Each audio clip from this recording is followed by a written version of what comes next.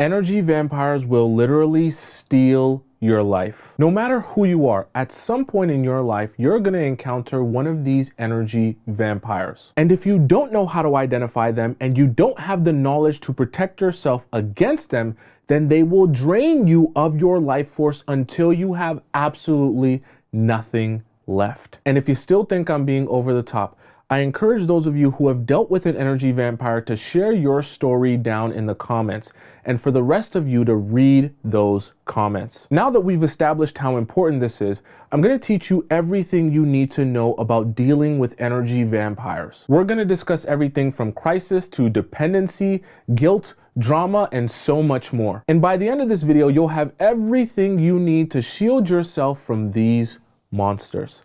Let's begin. Let's start off with crisis because it's a favorite tactic of energy vampires.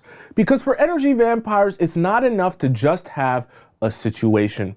They need to have a crisis, an emergency that requires you to tend to them right now and drop everything. Your attention, your focus is supposed to be going into yourself. Now, what an energy vampire does by using crisis is they use that crisis as a roadblock to prevent you from being able to put energy and focus into yourself. This crisis now becomes your new focus, diverts your focus and attention into the energy vampire. In this case, it's the guy. Now, I want you to understand something very important. An energy vampire doesn't have to be just a romantic partner. It doesn't have to be just a guy. An energy vampire could be your mom. An energy vampire could be one of your siblings. An energy vampire could be a friend. An energy vampire could be a coworker. So for example, when a guy calls you up and he says, "Oh, I have no one else to talk to. I need you to come over because I just feel desperate and I lost my job and this and that happened and I feel like ending it all of a sudden, a situation becomes a crisis and you feel like you need to put everything away that you were doing to tend to this person's crisis. And now all of a sudden, you don't even feel like you can focus or do these things for yourself. Crises in themselves are not bad things. People are allowed to go through things. People are allowed to go through tragic things. But what an energy vampire will do is they'll take you on a journey over and over and over again, or I should say a roller coaster, that always there is a new crisis at hand that needs to be dealt with.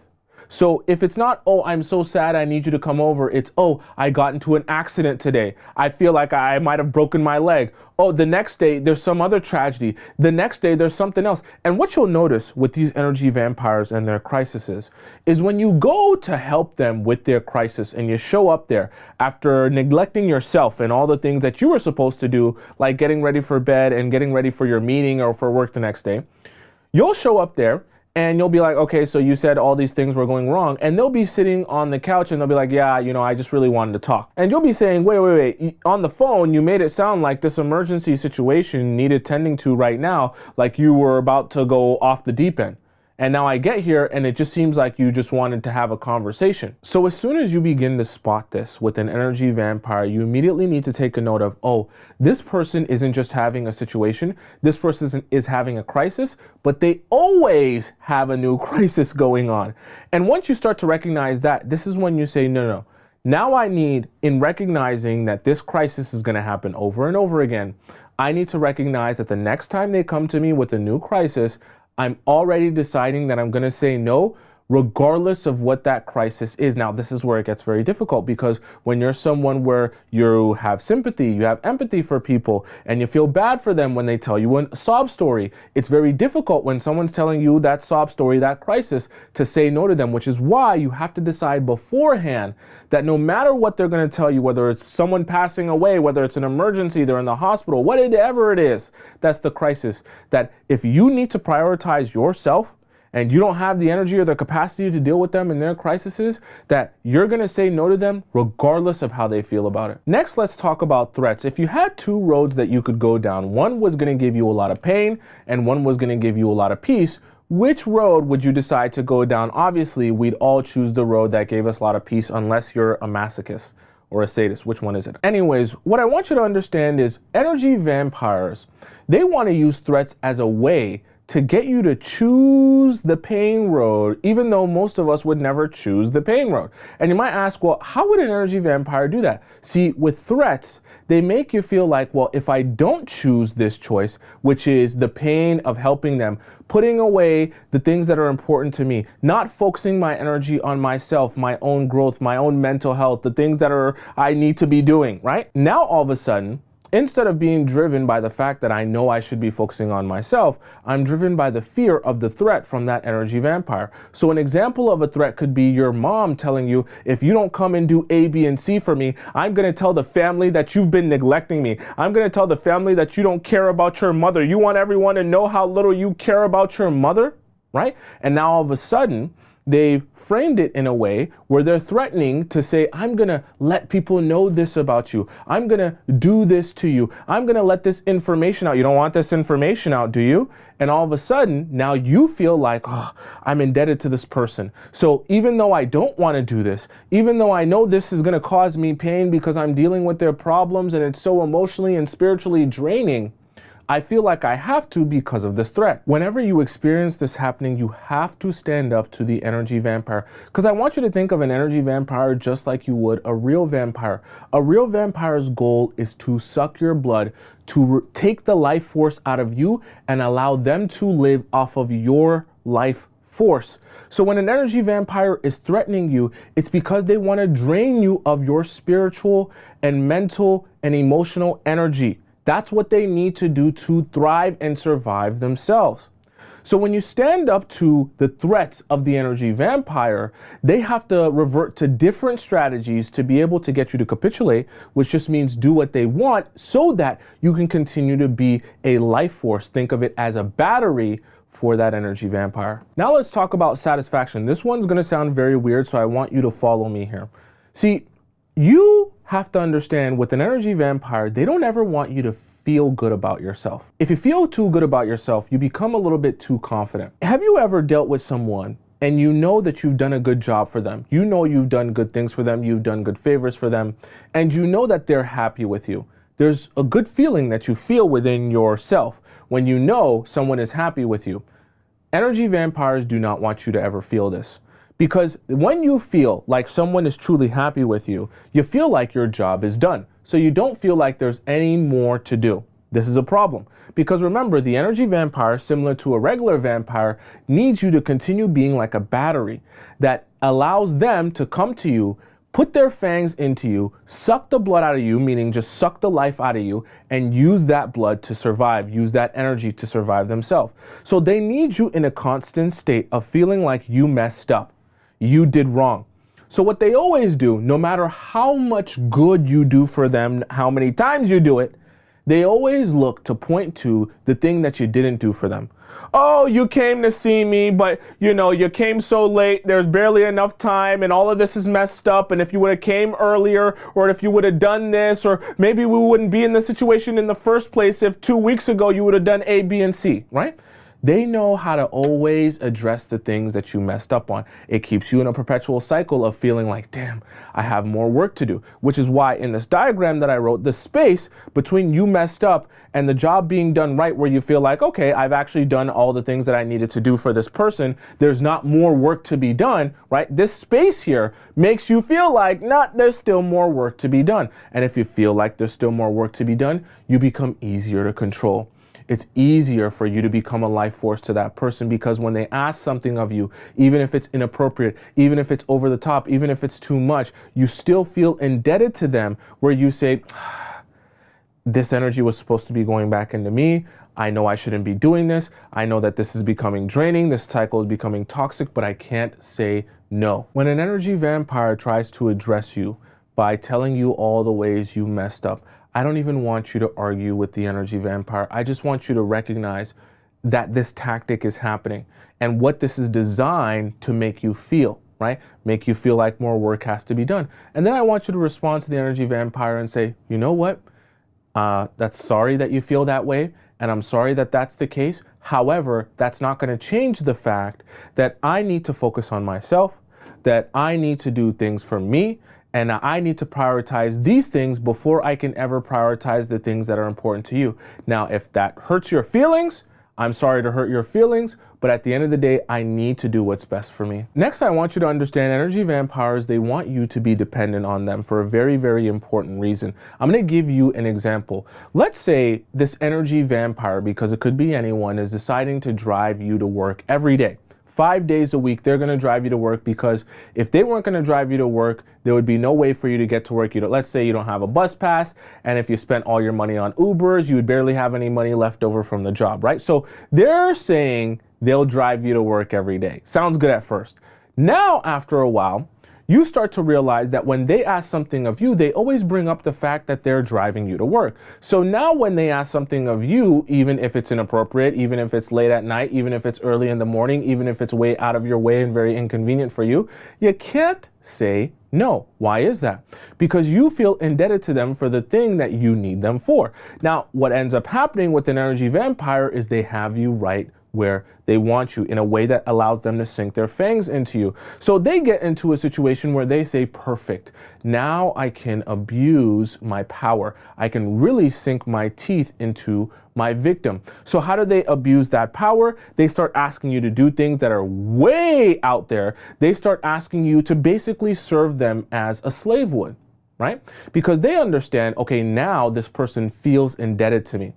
This person also recognizes that they have no other options. And in this scenario where you need them, you actually have no other options.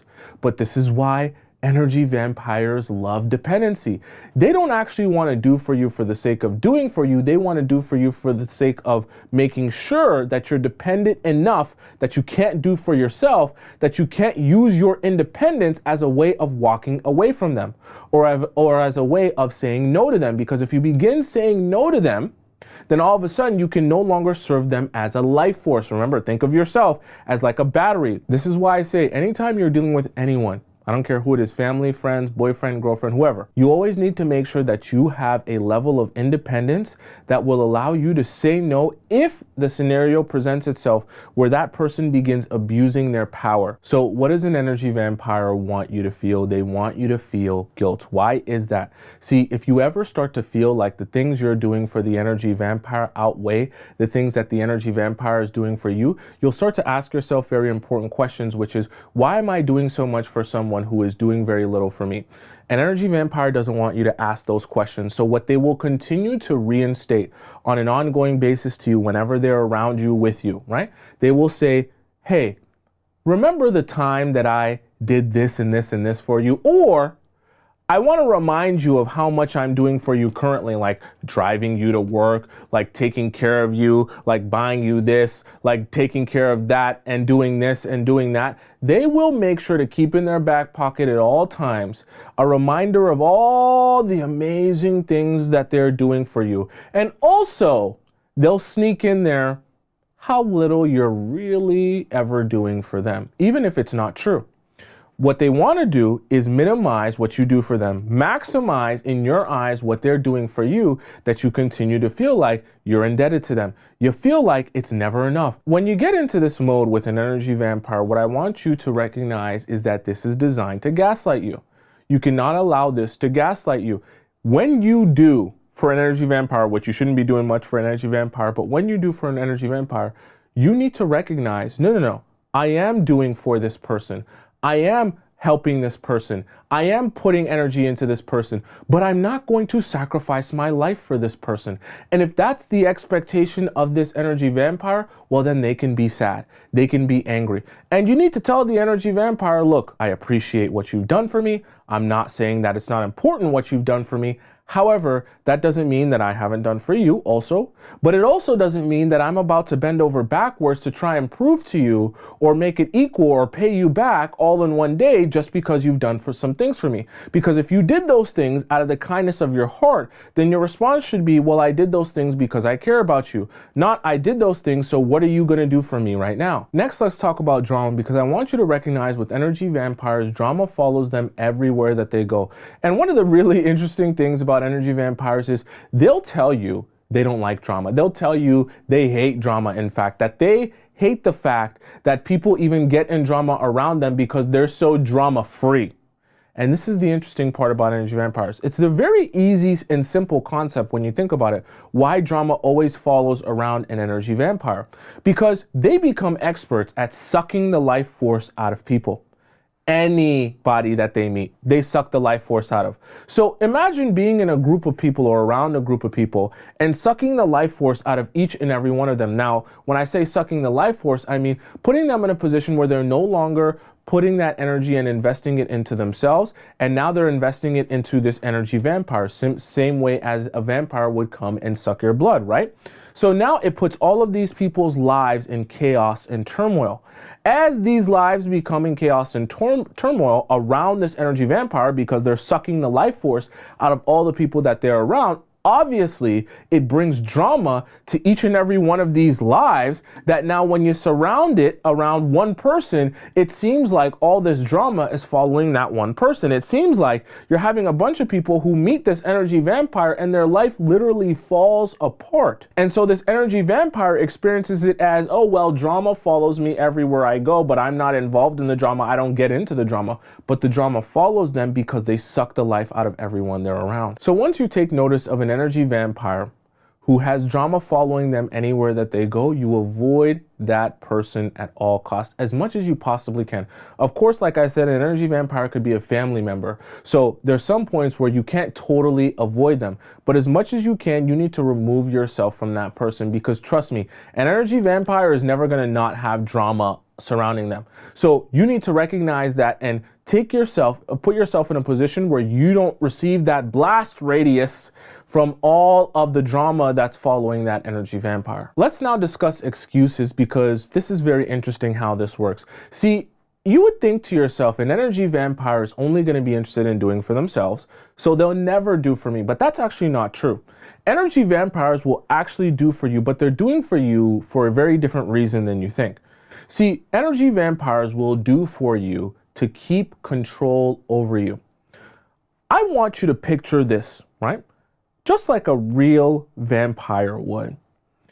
If a real vampire existed and they had a community of people that they were sucking blood from in order to survive as a vampire, it actually wouldn't be very intelligent for that vampire to suck the life out of each and every one of their victims completely to the point where they pass away. Because after a while, they'll have no more victims to suck blood from. What would be the smartest for that vampire to do is to suck the life out of their victims just enough to the point where they're shriveled, they're weak, they're wimpy, but they still survive. Because what that allows them to do is it allows them to get up, it allows them to bandage and patch themselves up, it allows them to grow strength again, grow life again, that the vampire can come back again and drain the life out of them again, suck their blood again. And this process can continue, and the victim becomes like a battery that gets drained and goes back and recharges itself.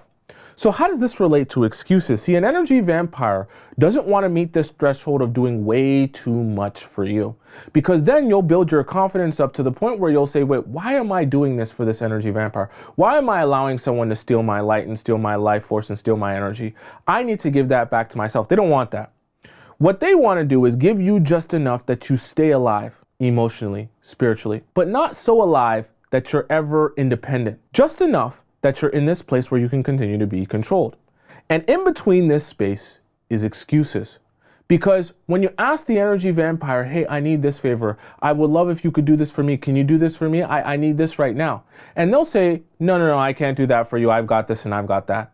They always have excuses of why they can't do a favor for you. Because even when they do for you, it's not really about doing for you for the sake of doing good for you. It's about doing for you just enough to keep control over you. Now we're going to discuss individuality, because I want you to understand, for an energy vampire, they don't see you as an actual individual. They see you as an extension of themselves. They see you as tethered to them, the energy vampire. Like I said, this could be anybody. It could be a romantic partner, it could be a family member, it could be a friend, it could be a coworker. Now, the reason I want to point out this perspective that the energy vampire has is because it'll help you understand why they react and respond to you in particular ways. Anytime you say no to an energy vampire, you will see them lose their mind. Why does an energy vampire lose their mind when you say no to them? Because it breaks the illusion that you are an extension of them, meaning you don't actually matter. You don't actually have feelings or emotions. Nothing about you matters. All you do, the reason you exist, is to serve them. Do you understand what I'm saying? So when an energy vampire feels like you exist to serve them and you actually say no to them, you're exercising your ability to be an individual. You're exercising your ability to live without him. This upsets the energy vampire. So when you take notice of someone who is throwing a tantrum, throwing a fit, anytime you say no to them, this is a very clear sign of how they view you, which is also a very clear sign of the fact that they are indeed an energy vampire to you. Now, once you notice this, you gotta stick to your guns, because the number one thing that people do when they have that energy vampire throw that fit, when you finally say no to them, or the one time you say no to them, is they get scared. They get fearful and they say, okay, well, never mind. I'll just continue doing what you wanted me to do, right? But that's the mistake. You have to expect the energy vampire isn't going to be happy with this. But in standing up to the energy vampire, that's actually how I break this tether. Let's discuss walking on eggshells, because this is very dangerous when it comes to energy vampires. You have choices to make in life. You can make the right choice, you can make the wrong choice, you can go left, you can go right, you can go up, you can go down. Now, in the process of making choices, you have to develop the confidence that, hey, based on what I know, I'm going to make this decision or I'm going to make that decision. But with energy vampires, they actually prefer you to walk on eggshells all the time, especially around them. Because if you don't have the confidence to make good decisions, you don't have the confidence in yourself to make any decision, you'll be paralyzed. That's good for an energy vampire. If you're paralyzed, you're in a vegetable zombie-like state, meaning you don't ever know the difference between right and wrong. You're always in fear that whatever choice you make around this energy vampire will be seen as the wrong choice.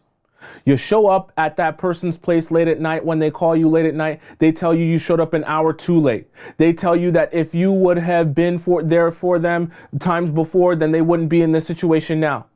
You feel like everything you could possibly do is always the wrong thing to do.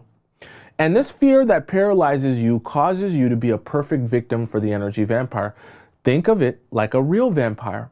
The perfect victim for a real vampire would be a victim that can't fight back, that can't scream, that can't yell, that is just alive enough to be like a zombie that will just stand there getting their life force extracted, not able to do anything about it. And then once the vampire finishes extracting that life force, the zombie vegetable-like state victim just walks back home. Right? No fight, no argument, no nothing. If you are walking on eggshells around someone, they are an energy vampire to you, because this fear will constantly make you feel like you can't make any decision. If you can't make any decisions, you will never be able to get yourself away from that person. Energy vampires love taking credit. They love taking credit from you. Why?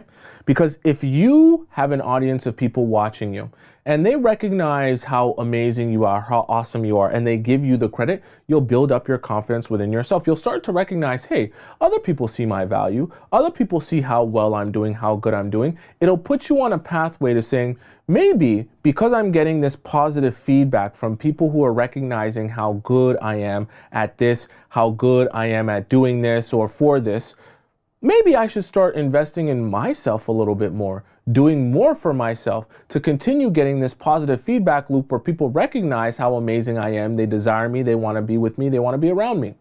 The energy vampire sees that. They says, no, no, no, no, no, no, no.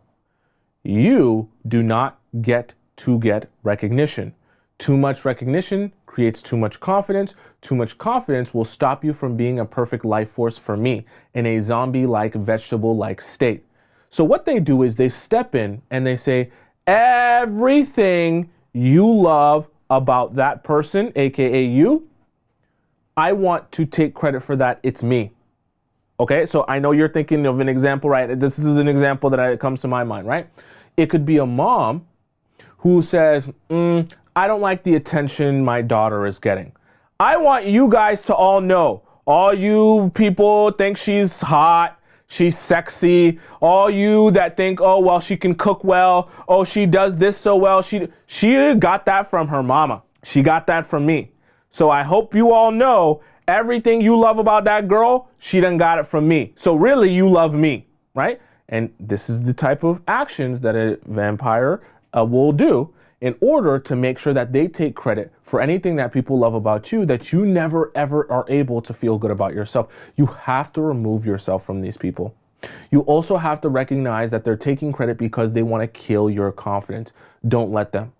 Once they kill your confidence, you are a zombie. You're a perfect victim for them. Next, let's talk about being an accuser, because energy vampires love to accuse you of things. So let's say you have a crisis, and this crisis is this guy calling you late at night to tell you he's going to harm himself because he doesn't know what he's going to do. He's lost everything and he needs someone to come talk to him right now. Let's just say, for the sake of example, you don't answer. And he sends you some text or leaves you some voicemail. Oh, so are you effing on some guy right now? You must be with some guy. That's why you not answering me. What are you doing? You cheating on me? Is that what we gonna do now? Da, da, da, da, right? He's accusing you of something you never did and he has no evidence of, because that's what energy vampires do. Now, when he accuses you, he gets to change the narrative. He changes the narrative on the situation that, no, you did not show up because you're not going to just drop everything you're doing and be there for him because you have other priorities. No, you didn't show up because you're with some guy. You're selfish. You're being a WHORE, right? And so now that he's changing this narrative, what happens to you? You feel it's necessary for you to now prove him wrong. How do you prove wrong the energy vampire? By becoming their slave. And that's the saddest part. They accuse you as a strategy to get you to feel like you're indebted to them, again, emotionally and spiritually. When the accuser wants to accuse you, you have to make sure to understand, even though you're trying to change the narrative, whatever narrative you choose to believe, you can believe that. Because at the end of the day, your narrative is not going to affect whether or not I choose to help you, I choose to be there for you, I choose to give my time, energy, and focus to you. When you share with an energy vampire something really deep about yourself, they will play Twister. What do I mean by that? Let's say you tell an energy vampire, I'm really insecure about my nose. This is horrible. An energy vampire now knows what hits you the deepest and the hardest. So what do? They take that information, they ball it up, and they say, perfect. Now when we get into an argument or a situation down the road, and I know I want to say something to really hurt her, really affect her, really hit home for her, that will put her in a position where I can control her with how devastated she is by the things that I've said. I say to her, your nose is ugly. You should fix it. Why? Because I know that's the thing she's the most insecure about.